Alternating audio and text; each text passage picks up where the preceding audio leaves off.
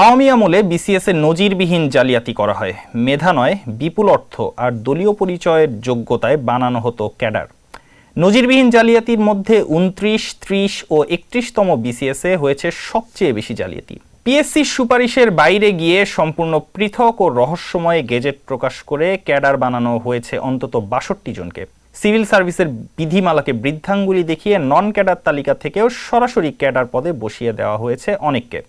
এ নিয়ে একটি প্রতিবেদন প্রকাশ করেছে দৈনিক আমার দেশ। প্রতিবেদনে বলা হয়, আওয়ামী আমলে বিসিএস পিএসসি চূড়ান্ত সুপারিশের পর ক্যাডার তালিকায় নতুন ২১ নাম যুক্ত করা হয় ২৯তম বিসিএস এ। অনিয়মের যে বীজবৃক্ষ সে সময় রোপণ করা হয়েছিল তার পূর্ণরূপ দেখা যায় ৩০ ও ৩১তম বিসিএস এ। মেধার তোয়াক্কা না করে রাজনৈতিক বিবেচনা ও বিপুল অর্থের বিনিময়ে প্রশাসনে নিয়োগ দেওয়া হয় বহু ক্যাডার। অন্তত ৬২ জন আওয়ামী লীগের একান্ত অনুগত ব্যক্তিদের নন ক্যাডার তালিকা থেকে সরাসরি ক্যাডার পদে নিয়োগ দেওয়া হয়।